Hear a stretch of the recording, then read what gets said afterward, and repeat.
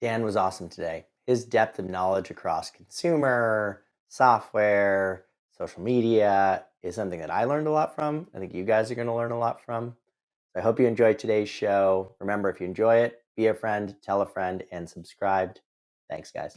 Explore the minds and marketing strategies behind today's winning brands and businesses.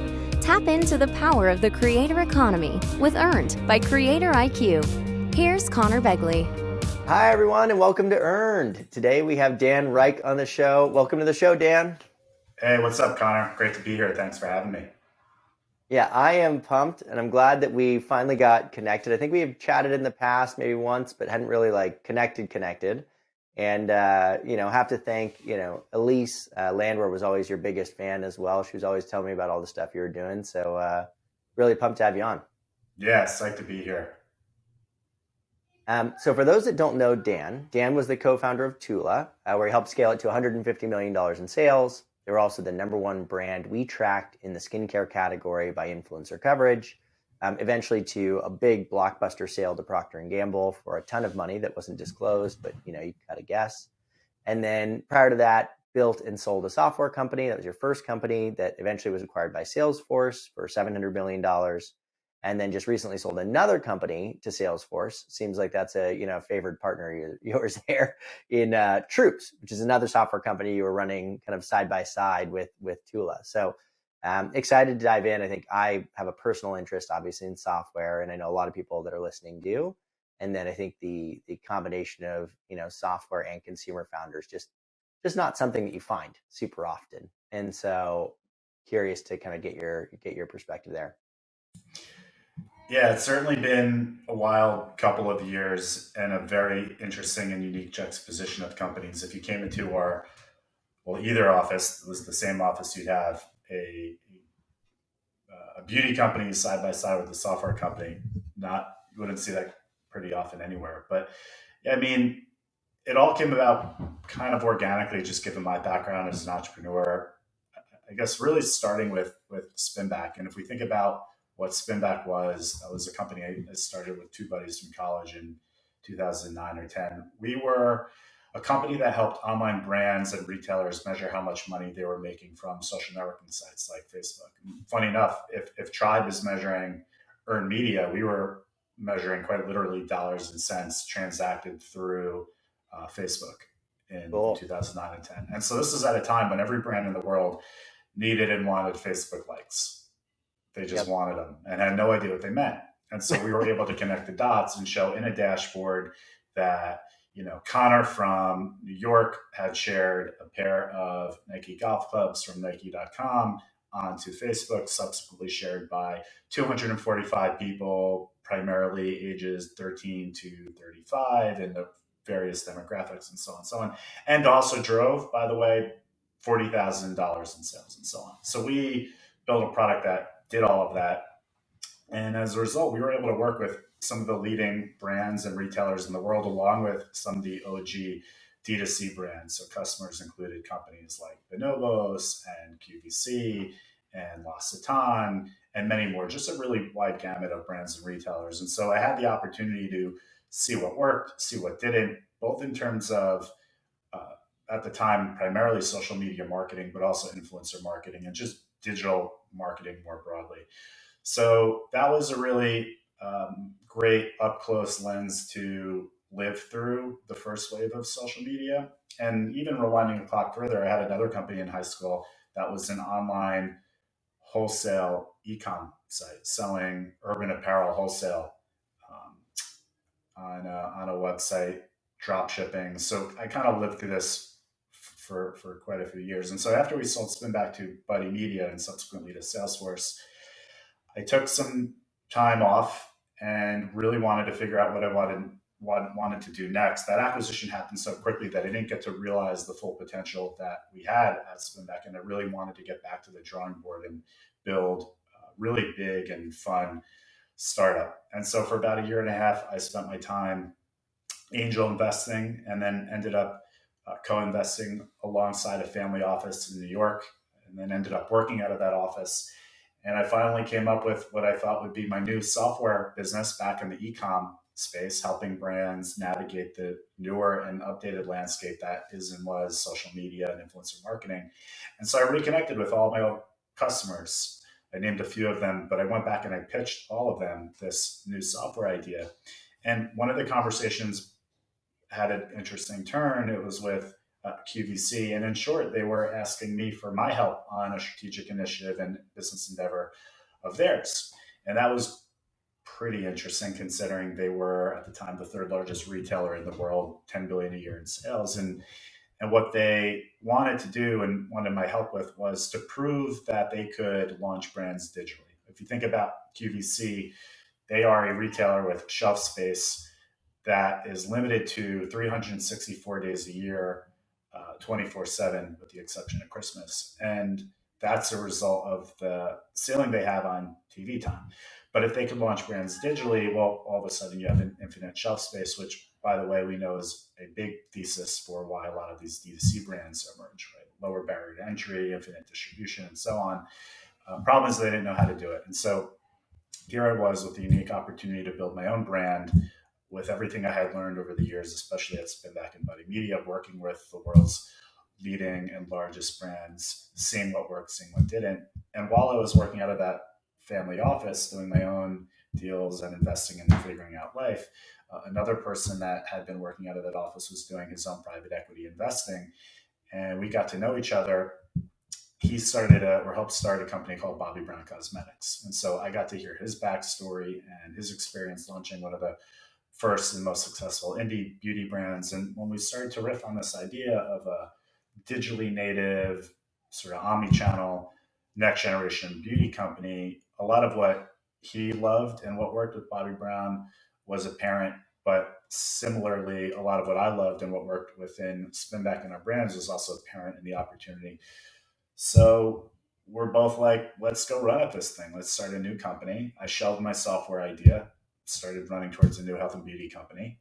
We quickly realized that I nor he would ever be on the face of any website or any TV show promoting or selling women's beauty products. And so we knew we needed someone to help us provide real credibility, authenticity, science to the brand. And so we started to look for what effectively was or would be our other co-founder, the other leg to the stool.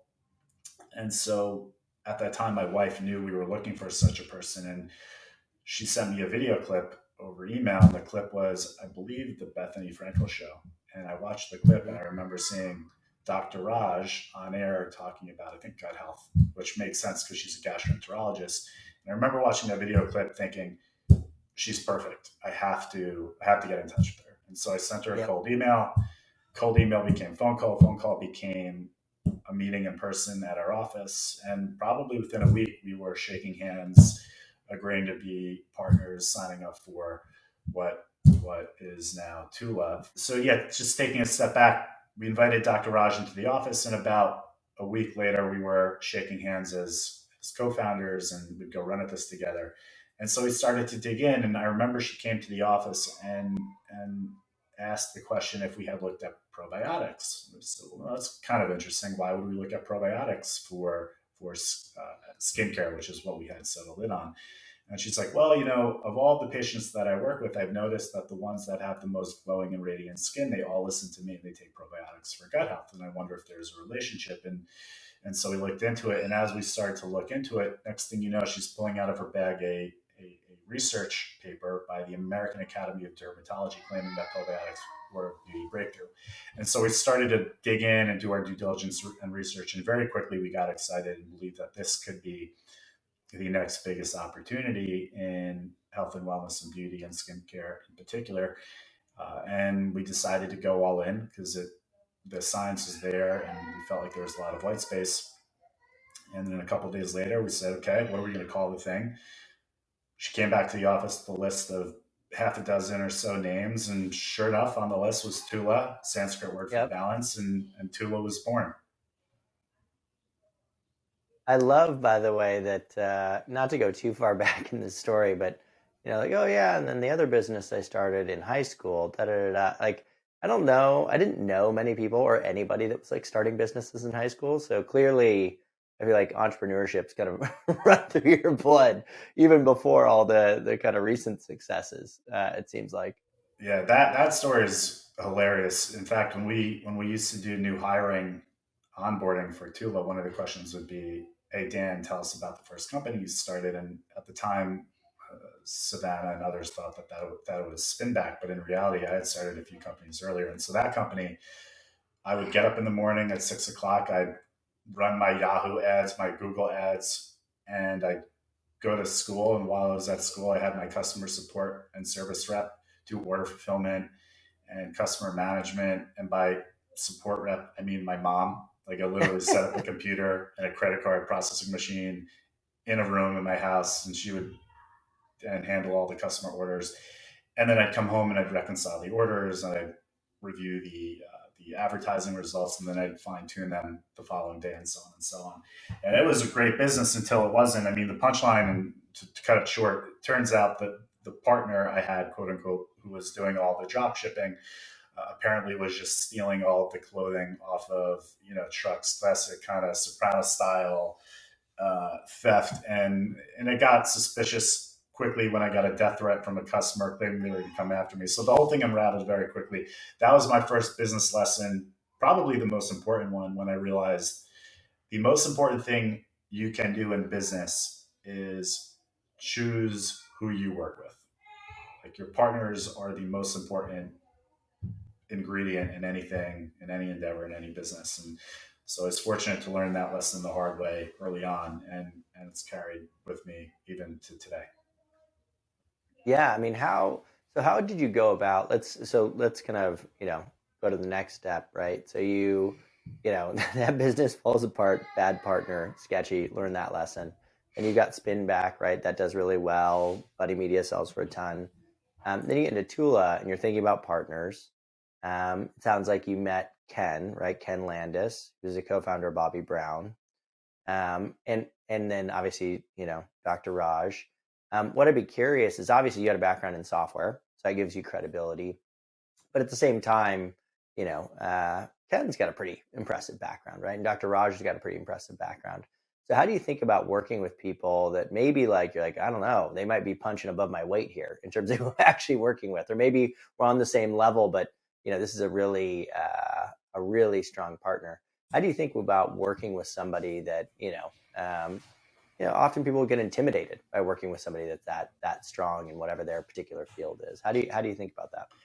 Yeah, it's a great question, and it's a conversation I have often with other founders and entrepreneurs that I work with. But when I think about building businesses, especially as the top role or CEO, I always try to be the dumbest person in the room.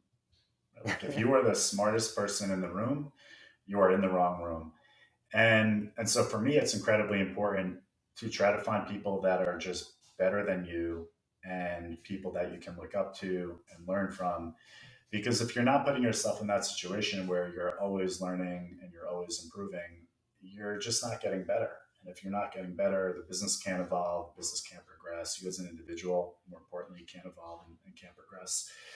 So I always look to find people better than me to work with. And I am unapologetic about it as well. I think, and no, I'm not shy. I'm not afraid to get rejected. I'm not afraid to fail.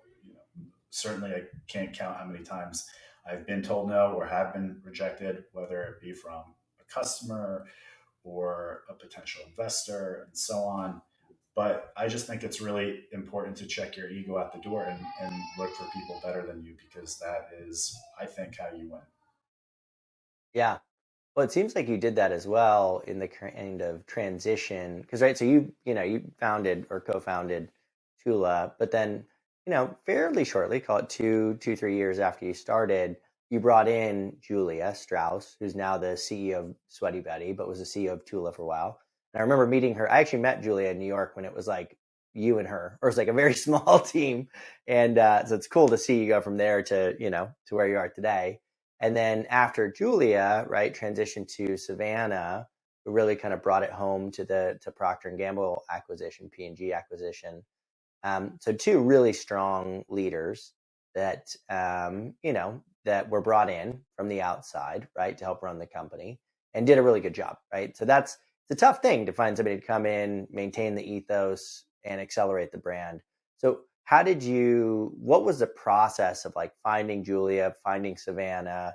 How did you handle kind of the executive transition out of being kind of the CEO role there?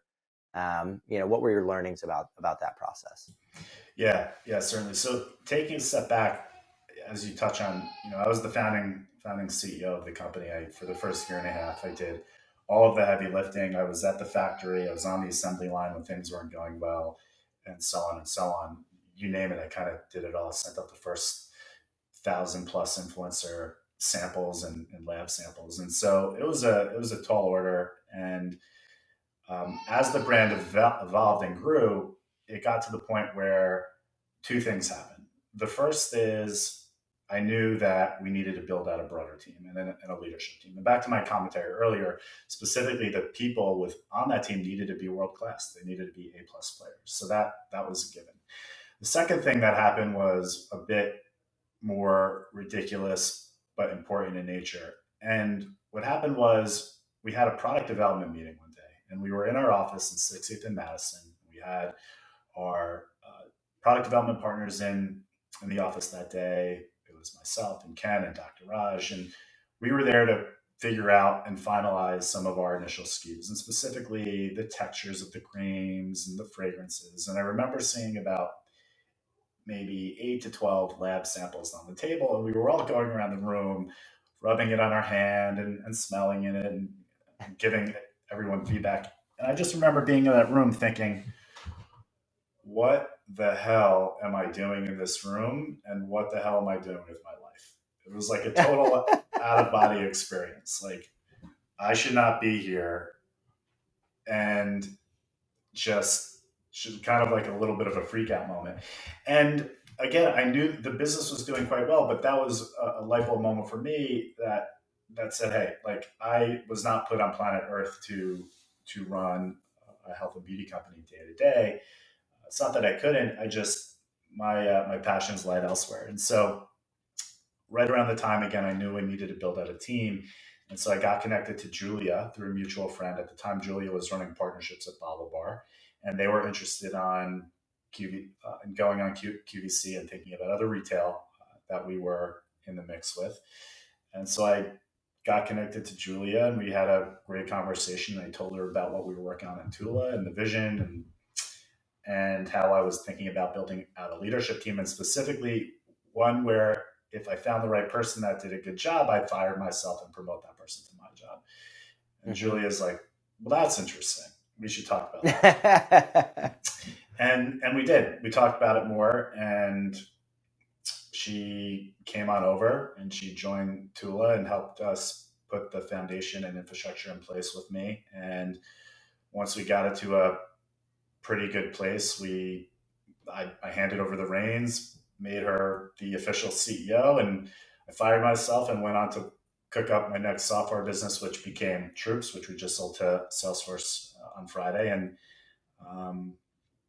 And fast forward a little bit more, maybe a year or two later, we had a meeting with Julia, and in short, she told us that she needed to leave because she needed to move to London for family reasons. So there I was thinking, man, now I'm going to be CEO of two companies at once, which is what I did not plan for. And I knew that we needed to find somebody that could fill those shoes, and they were really big shoes. And so we started to look everywhere. I started to network. I started to ask around. I wrote up a job description, and I put up a job description on some job board, and lo and behold, oh, and by the way, at that time, El Catterton was part of the business as well. So they fired up their recruiting arm, and they were on the hunt looking for executives that could play this role. And so we narrowed it down, and I remember we narrowed it down to call it about 4 candidates. One was Savannah, and 3 were much more seasoned executives.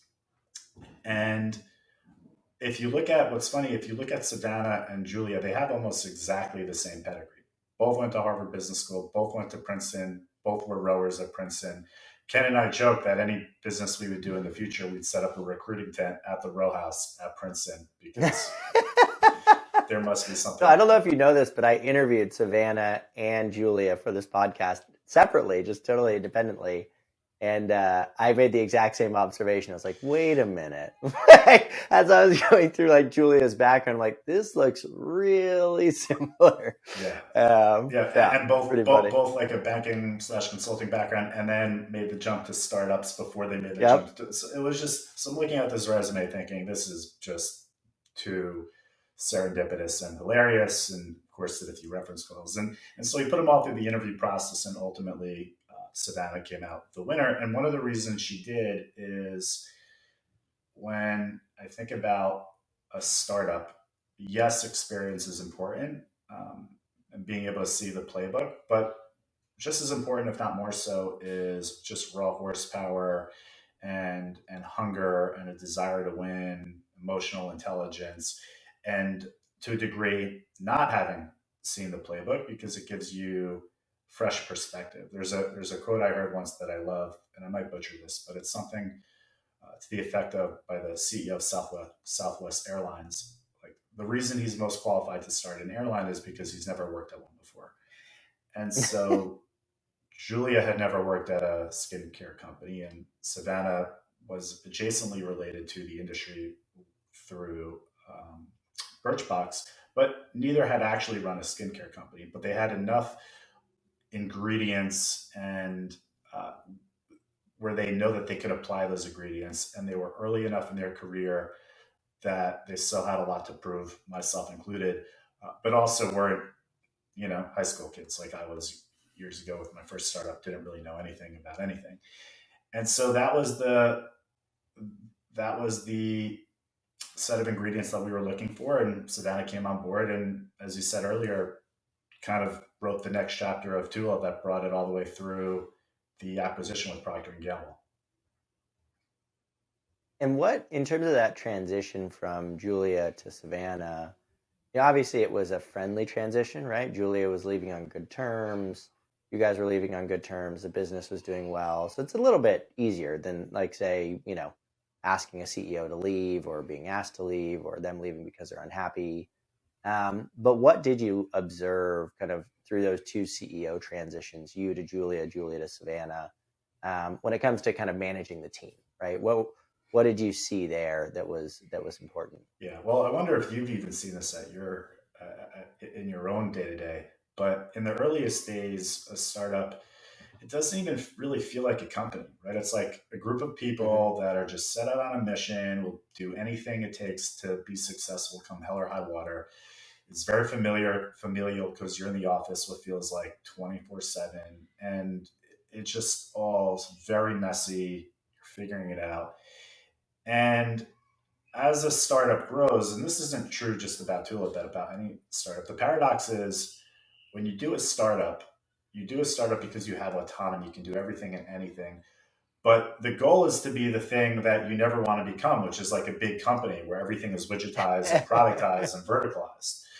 So figuring out that balance and that tension is really important. But as we went through that transition, from me to Julia to Savannah, we went through that phase where me was get everything done at all costs, all the time, always on. Julia came on, and she extrapolated that feeling and put a little bit more process in place as we began to build out the team. And then we brought Catterton involved, and we started to get a little bit more dialed in with numbers and budgets and goals. And then when Savannah came in, we just took that to the next level. We got much, much, much more disciplined with goal setting and budget and accountability, because at that point the business was at such a scale where that really, really mattered. And we needed to get more specific, and we needed to put people in roles that were very verticalized and very, very specialized. Whereas in my time, and even Julia's time, we had many, many more generalists, whereas if you look at TULA today and the organization that Savannah's built, to her credit, you've got exceptional people in very specific roles doing amazing work. And we could just never fathom having that specialization at that stage because we weren't ready for it.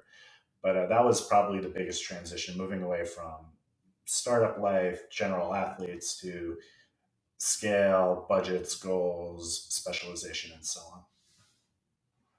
Yeah. I mean, we went through a similar as a business, went from John and I to, at the time of acquisition, I think we were around 75 employees.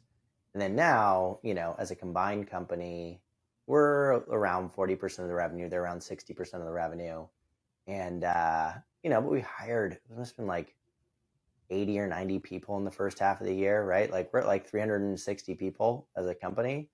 And it's like, whoa, specialization that starts happening is crazy. Like all I do is email marketing. That's it, right? Like, because there's 25 people on the marketing team. It's like, whoa, like it's crazy to think about that. Exactly right. I'm living through it right now. Even with Salesforce, they have an entire M&A team, like an M&A lead for marketing, an M&A lead for real estate, and when you get to that scale, certainly Salesforce, even P&G, you need that level of specificity because there's so many moving parts in an organization, especially at that scale, that it's important. But look, in the early days, as you know, like you are setting up email, you are setting up your support desk, you are checking the mail, you're cashing the checks, you are literally doing everything. And so,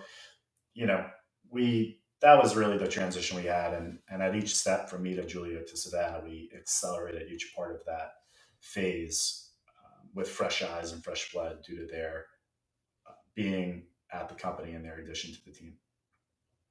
Yeah, I mean, they're also, in addition to just being, good operators, it just seems like they're really good people too, right? Like, I think that they're both exceptionally, nice, smart, empathetic, etc. Oh, totally. So let's talk a little bit, you and I talked about this in our last call, and I want to dive in on it a little bit more because I think it's just so indicative of the pathway we've seen to success in influencer marketing.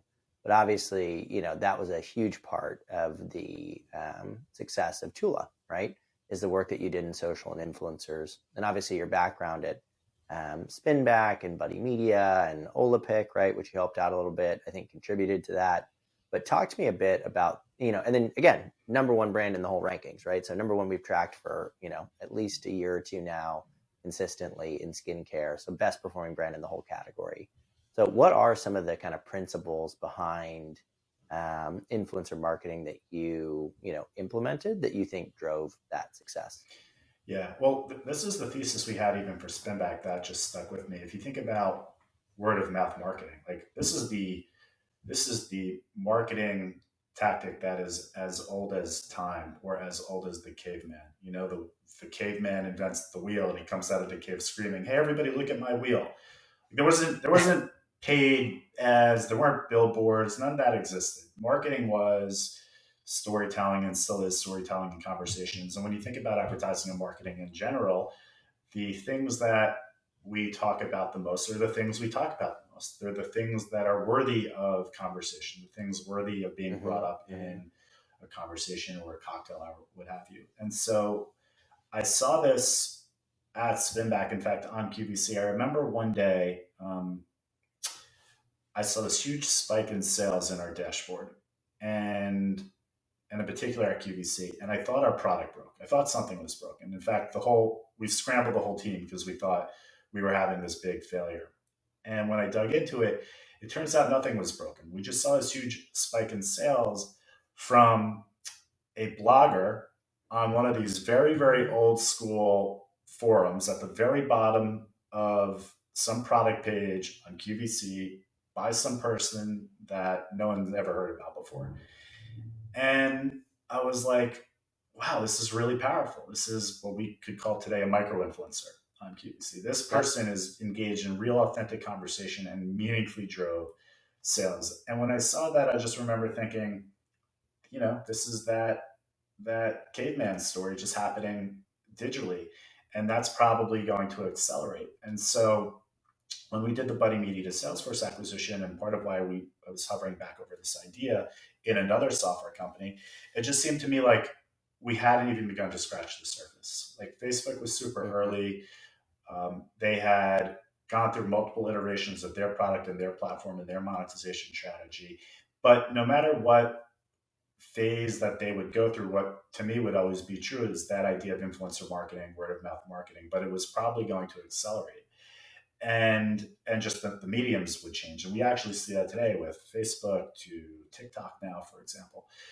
So at TULA, the thinking was, how can we harness the power of that word of mouth marketing that we saw at Spinback across these brands, but really make it core to the brand from day one? How do we institutionalize that? And so at the time, a lot of brands, I think, were thinking about influencers kind of like as another person that the PR person has to have a relationship with, right? It's like they'd have their list of publications and the editors and writers at those publications, and then maybe a short list of influencers. But for me, it was a new retail channel. It was a new performance marketing channel. These would be the people that would fuel the brand and create that buzz. And so I just wanted to do a lot of that as quickly and as aggressively as possible. And I wanted to treat it like a sales funnel and a performance marketing channel. So in the first days of TULA, we did that. We had funnel metrics, we had tracking against every stage of the outreach to conversion to relationship. And we just carried that forward throughout the history of the organization. And as time went on, we just got a little bit better and a little bit better and a little bit better. And again, more specifically in the early days, although we were building a beauty company, I did not want to go fish where everybody else was fishing. So while all the beauty companies were looking for the beauty bloggers, I was looking for mommy bloggers. I was looking for fitness bloggers. I was looking for health and wellness bloggers. I was looking for people that weren't beauty people per se, but certainly had beauty and skincare in their routine and in their lives. And that worked. Like we hit a pretty good beachhead with a couple of, I remember, good fitness, what we call fitness influencers. And that became a segment that really helped catalyze that influencer machine at TULA. And then from there, you get into other networks and other derivative groups, and on and on and on we go. And if we fast forward to today at TULA, and Savannah and Julia have done a great job talking about this publicly, that has contributed to probably 50% plus of sales at TULA, because to us, we always thought about it as this channel. And why that's important is in today's world, a lot of brands think that if they go D2C and if they launch a Shopify channel, because it's direct, it's much more cost effective and cheaper. There's no middleman, there's no retailer. But that's not true. There absolutely is a middleman, because while it's free, while the distribution is free, you are certainly paying a lot more for the eyeballs and attention on Facebook and on Instagram. And so there's that balance and calibration that has to happen that a lot of brands don't really get right. And then they wonder why their customer acquisition costs don't make sense, or lifetime values don't make sense, and so on and so on.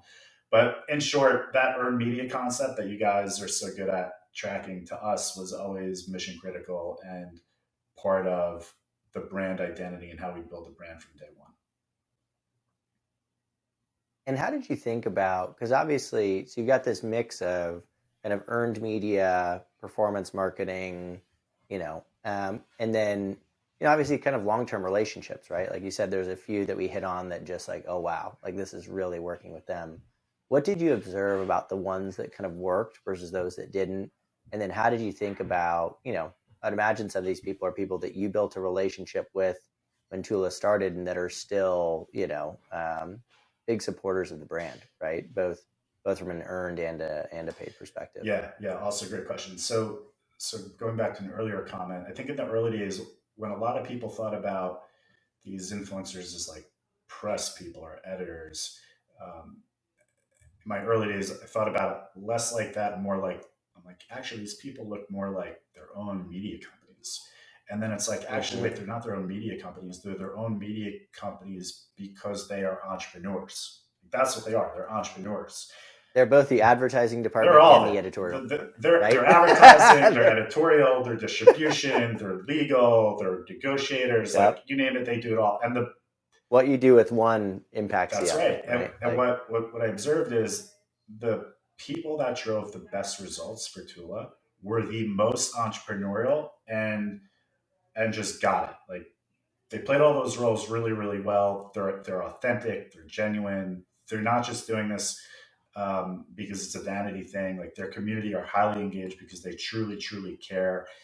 And they're entrepreneurs, like what I am, what Ken is, Dr. Raj. And so one of those people, for example, is Courtney Shields. She is now doing her own brand. Ken and I are involved with, and part of why we're excited to be working with her on her own brand is for these reasons. She crushed it because she's just a great entrepreneur. She's a great person. She's authentic. And so I think the people that, or rather the influencers, quote unquote, that think that way tend to do really, really well. And the ones that do it because it seems fun for, or they just, for whatever reasons, and aren't as invested or don't care as much, surprise, it doesn't work as well. So at Tula, and even now Dibs, the new beauty company, we tend to think about these people as real entrepreneurs in which we'd like to build real relationships that are long lasting, where there can be a 1+1=3 scenario. We can help them build their brand and their business, and they can help us build our brand and our business. And in fact, with Courtney, when we started at Tula, I think just as a baseline, she started working with us. I think she had maybe 75,000 followers. Today she has closer to 1 million. And if you look at other metrics associated with her, they're just much, much larger today than they were there. I think she's already at like 100,000 TikTok followers, and she just started a couple of months ago. So, point is, we bet on each other early in the early stages of her career and the early stages of Tula as a brand. And at Dibs, we look to pursue a similar strategy, which is we're looking for real people that we could really partner with and find a mutually beneficial working relationship. Yeah, I mean, it's something I've talked a lot about, or we talk a lot about, is, if you look at companies that do well, right? So companies that outperform when it comes to influencer marketing, what you find is they actually over-index with micro influencers, right? So they over-index with the little guys, because what happens is when you start working with them early, when you invest in each other, a certain percentage of those people grow, right? And so the graduation rates are about 6%. It's about 6% of micro influencers, which are people with under 100,000 fans, will graduate kind of each year, right, to above 100,000 fans. Once they get past that, it's like a rock rolling downhill, right? Once you're past that, you've got credibility, people trust you, etc. People usually go full time once they hit that threshold. And so it's like 1 out of every 4 will surpass 300,000 fans the next year. And then 1 out of every 3 will surpass 1 million fans the following year. So it becomes, pretty high hit rate at that point, right? And so that's really cool to see. And again, consistent with what we've seen. So I think one of the most fascinating, angles that you have in terms of your understanding of the space and maturity in the space is, if you go back to like 2009, 2010, like, Instagram didn't exist, right? Like social media was about getting likes. It was just not, it was a very different kind of time. But at the same time, Buddy Media was acquired for a ton of money, right? $700 million. Vitru was acquired by Oracle for $300 million. And then, Wildfire was acquired by Google for a ton of money, right? That was kind of that initial cohort of big winners in the like owned media social space. But I think what's interesting for me is, my perception of that in the years following was like, didn't work out that well, right? For the acquiring companies. And so, and I think some of that, so I'd love to hear your perspective. Obviously you weren't running it, you were helping, you were part of the team, but whatever. What do you think was, didn't work then for those companies in those acquisitions as well as they would have expected? And alternatively, what do you think is working right now, right? Because you got Sprinkler's a public company, Sprout Social is a public company. Obviously, it's having huge impact on, brands like Tula and others in terms of just economic outcomes. So what was different then, kind of 12 years ago, and now in terms of maturity in the social space? I think you hit the nail on the head. That the word maturity. I think that's it. When you rewind the clock and you look at those acquisitions, you're right. We all got taken out right around the same time. There was a big frenzy, but also right around the same time, shortly thereafter those deals, Facebook in particular made huge changes to their platform. In particular, they killed Facebook pages. So for anyone listening at the time, think about websites, customizable websites on Facebook. You go to facebook.com/Coca-Cola and you got this whole beautiful Coca-Cola experience. We helped design and build and manage and host and measure that entire experience at Buddy Media and measure with Spinback as well. And I remember having this conversation with one of the lead PMs at Facebook, years later who was working with Mark on this. And what he told me was that at the time, for every $10 million spent in the ecosystem, 7 million was going to these third-party companies like Buddy Media, and 3 was going to Facebook. And he's like, that math doesn't sound right. We should fix that. Mark, do you agree? Can we fix that and kill pages so we could recalibrate the dollars? And Mark's like, yeah, we should totally do that. And they did. And so overnight they killed Facebook pages, and that got rid of a huge portion of our product, and I know it did for others. And the march to own the monetization, at least at Facebook, began. Rightfully so, to their credit. They absolutely should have done that. It's what Google did and why Google is Google. It's why Facebook is Facebook. And they began to bring those really important advertising products in-house to monetize. And so that was the first wave that rode and crashed quickly. But then some of the other companies that remained as independent companies, because they weren't so fully vested in that first wave, had the benefit of having a bird's eye view on the evolution of the space. And they were able to recalibrate their products and their business models to address those changes. In addition, because there were fewer independent companies, there was less competition in the space. So all of a sudden, instead of P&G getting calls from Buddy Media and Vitru and Wildfire and Sprinkler and they were getting fewer calls because Buddy Media, Vitru, Wildfire, et cetera, were all going through their own integrations at those bigger companies, which we know can take some time.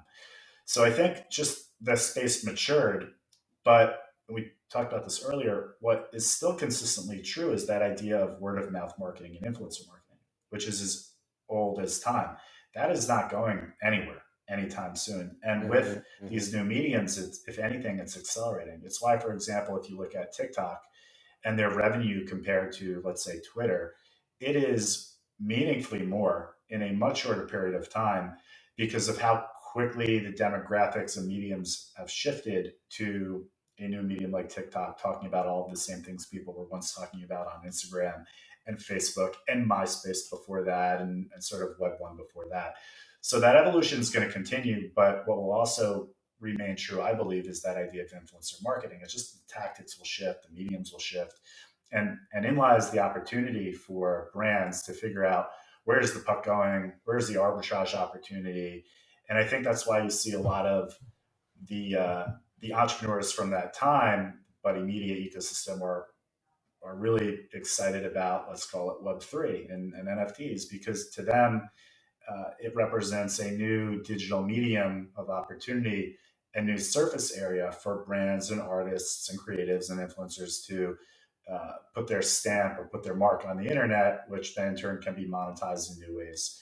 And it's just going to continue to evolve. Again, just the new mediums and tactics will change, but I think the principles will remain true over the years. Yeah. I remember when they killed Facebook fan pages. It was not a good day.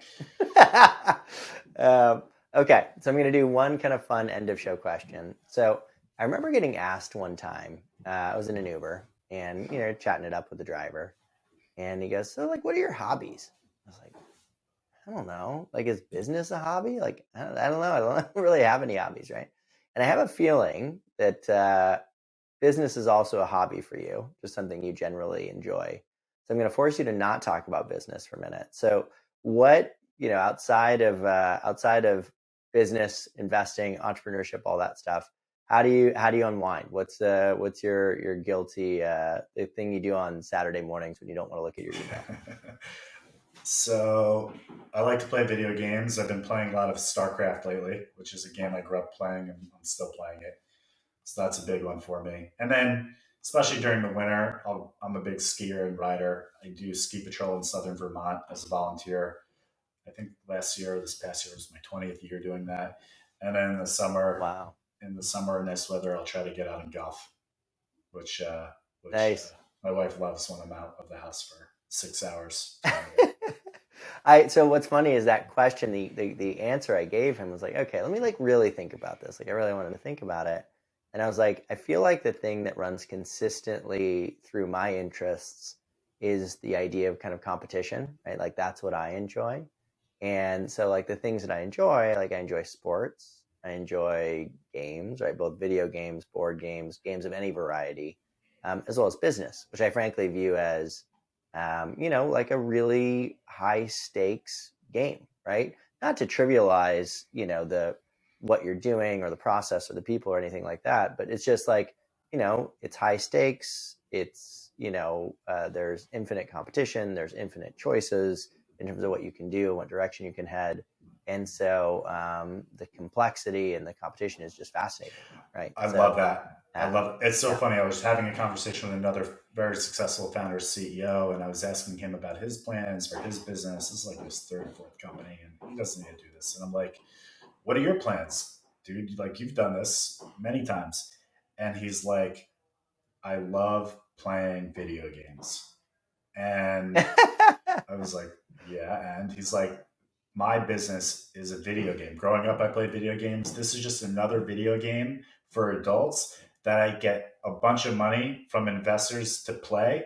And if I win, I am able to make a lot of money for myself and for my team and for my investors. And it's just a really fun video game. And I'm like, I'm definitely going to steal that one from you. And I couldn't agree more. Yeah, the two things. One, I remember playing Madden. It was the old NFL game, and they had franchise mode, right, where you get to run the team. I loved that, right? I was super into it. You have all the levers, and you have different things you can do and strategies, whatever. And then the other one is so the Shopify CEO Toby has a similar kind of mindset where he's like, I don't really agree with the philosophy of not letting your kids play video games. He's like, you learn about resource allocation, time management, efficiency, puzzles, solving problems. It's fascinating, right? It's actually a great kind of mental, it's mental gymnastics, right? So I completely agree. I'm glad. Video games and poker, two great tools for life. We got to get some poker going. I'm a big, I don't have anybody to play with. I've had a group that we've played on and off with over time that are, mostly entrepreneurs, but we should get a game going. Awesome. All right, Dan. Well, I really appreciate you taking out the time. I know you got a lot going on with the acquisition and, everything else that you've got going on in the world. So appreciate you taking out. I learned a lot. I'm sure everybody else learned a lot as well. And congrats again on all the success. Not surprised. Thanks, Connor. You too, man. Congrats and everything. And appreciate it. This is great. Be a friend, tell a friend, and subscribe. Earned by Creator IQ. Creator IQ is your all-in-one solution to grow, manage, scale, and measure your influencer marketing program. Ready to unlock the power of the creator economy? Get started with a demo today at creatoriq.com.